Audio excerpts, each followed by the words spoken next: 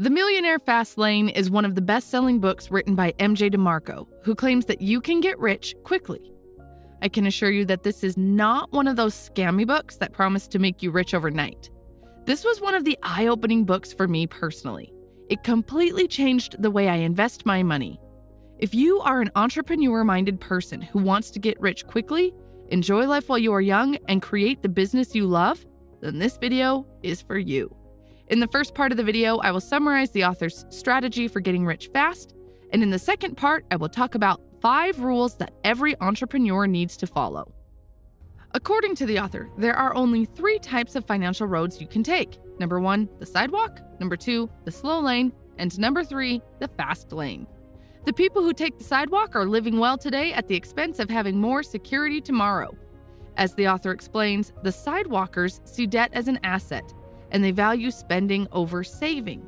More importantly, sidewalkers live a life of instant gratification, and they don't plan for the long term. It is important to note that being a sidewalker doesn't mean that you are poor. There are plenty of rich people like athletes and celebrities who make a lot of money, but they spend like there is no tomorrow. The second type of financial road that most people choose to travel is called the slow lane. The slow laners sacrifice today so that they can be better off in the future, and it is the opposite of the sidewalk. This is also another poor choice because wealth is best enjoyed when you are young and healthy, not after decades of a soul-sucking job. Slow laners sacrifice their Monday through Friday so they can enjoy the weekend. This is like trading $5 for $2. Another problem with the slow lane is that they hope that their long-term investment in compound interest will make them rich. However, compound interest does most of its work at the end of the waiting period. When you take a look at the chart that shows investing $10,000 with 15% interest will yield $2.6 million in 40 years, that sounds great. However, what most of the slow laners never realize is that your investment is $662,000 in 30 years and $163,000 in 20 years, meaning to say, a huge portion of the money is accumulated in the final decade when you are already very old.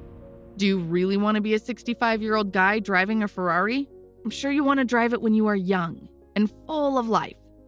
However, it's very hard to do if you are in a slow lane. The author says that holding a job will limit your wealth. Apart from that, the experience you accumulate is limited.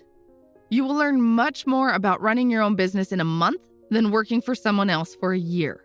Plus, you have no control over your income because your salary is greatly dependent on other people. The author also warns his readers about the advice from financial gurus. Some so-called gurus rarely get rich following the advice they give you. In fact, these gurus get rich by writing books and selling seminars and courses. When you take financial advice from people, make sure what they teach you is something that has actually worked for them. The third type of financial road is the fast lane. The fast lane is all about business, entrepreneurship, and building wealth rapidly. Some examples for the fast lane can be a business you create, innovation you make, the software you build, systems you create, etc.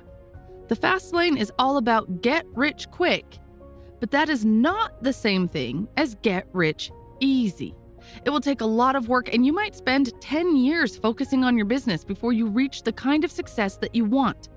The benefit is that once you've reached your desired level of wealth, you will have the freedom to do whatever you want for the rest of your life. The fast lane mindset requires that you be accountable, not just responsible.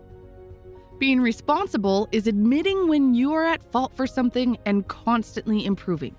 In the fast lane, you can increase your income, even double it. But that's not possible in a slow lane. Next time, when you go to the office, try asking your boss to raise your salary from $2,000 a month to $4,000 a month and see what happens. And in terms of building wealth, the goal is not to do the heavy lifting, but to create a system that does it for you. Again, this doesn't mean avoiding work, but it does mean being resourceful and optimizing and automating relentlessly. For example, let's say you have to build a pyramid out of heavy stones. The slow lane approach is to carry the stones yourself, one at a time. Of course, this will take decades. The fast lane approach would be to spend the first few years designing something to move the stones for you, a crane, a pull system, whatever. After your upfront investment, the pyramid will be easier to build once you have your machine. The key to the fast lane is producing instead of consuming. Instead of buying products on TV, sell the products. Instead of digging for gold, sell the shovels. Instead of looking for a job, be an employer and hire for jobs. When you switch your thinking and roll from a consumer to a producer, you will join the fast lane to create wealth quickly. You might think that rich people are greedy, but in reality, poor people are greedy. If you think a little bit, you'll see that in order to be rich, you have to help others. You have to give back something. You have to build something for others. You have to improve something in society. You have to produce something. You have to invest something. It is the poor who are greedy because they only produce for themselves and think about themselves.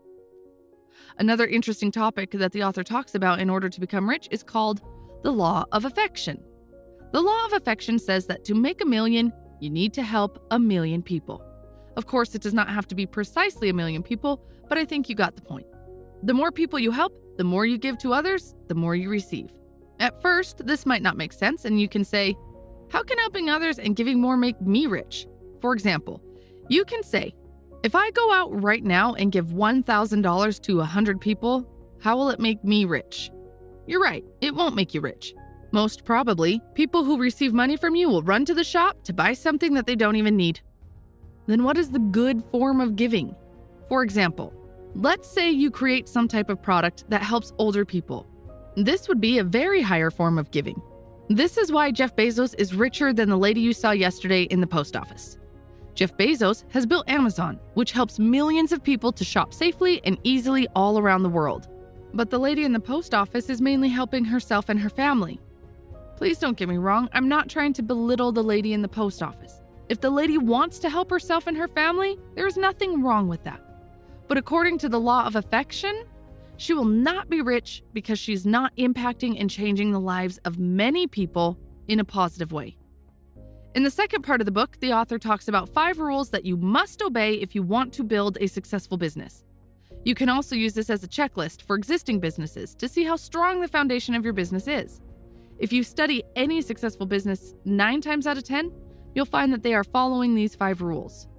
The first rule is need. The only reason for a business to exist is to solve a problem. When problems are solved, money is exchanged. If you solve problems, make things easier, remove inconveniences, provide better service, satisfy wants and cravings, you have honored the rule of need. You think something so simple would be so obvious, but unfortunately, it isn't. Today, the great entrepreneurial idea is to do what you love and follow your passion, as if the market cares. The market does not care. If you have what I want, you get my money. Passions, love, and your dreams to own a Lamborghini are absolutely irrelevant. If there are 10,000 personal trainers doing what they love, but only 10 people who want to hire a personal trainer, do you think passion is going to pay the bills? The second rule is entry. The rule of entry asks how easy or difficult it is to get into business. If anyone off the street can start the business, you're in. Then you're violating the rule of entry. Again, if getting into business is as simple as filling out some online form or joining some program, you're violating entry. The essence of entrepreneurship is problem solving, and the problem you're solving must have an element of difficulty. The difficulty is, in fact, the opportunity. If you're one of the entrepreneurs who look at potential ideas and complain that it is too hard, then what you're saying is you're not interested in solving legitimate problems, but instead you're looking for easy ways to make money. The former creates millionaires. The latter creates money-chasing people. The third rule is control. The rule of control is like the land in which you build your business. Do you own that land, or is it leased or controlled by someone else? Can some person or some company suddenly pull the rug under your feet and cause a business catastrophe? One day, you're making $10,000, and the next it's nothing. If 100% of your customers come from a free Google search, you're violating the control rule. One Google algorithm change can kill your business. If 99% of your product sales are coming from one platform, you're violating the control rule. YouTube can kick you off their platform without much explanation, and as a result, your company goes from hero to zero, and you did nothing wrong. That is why the author does not recommend relying only on a third party. The fourth rule is scale. Can your product be scaled or replicated with relative ease? Please don't confuse this with an entry, which is your initial entry into the business. The scale is about easily replicating the difficult problem you solved. For example, if you create a software service that solves a problem in the dental space, your solution might take 3 months to build. But the difference between that solution serving 10 customers and 1,000 doesn't have a direct correlation. You make 100 times the profit, but you don't have 100 times the work. The final rule is time. According to this rule, your product or service must exist without being connected to you. Does your product serve while you are away or off doing something else? The essence of the time rule is to get away from the worst relationship ever created, which is your time for money. Anytime a creative effort exists independent of you, can also sell independently of you without exchanging time for money. If you honor these 5 rules, your business will honor you with life-changing outcomes. To see more similar book summaries from this channel, please don't forget to subscribe and hit the notification bell so that you are informed every time I upload a video. Thanks for watching.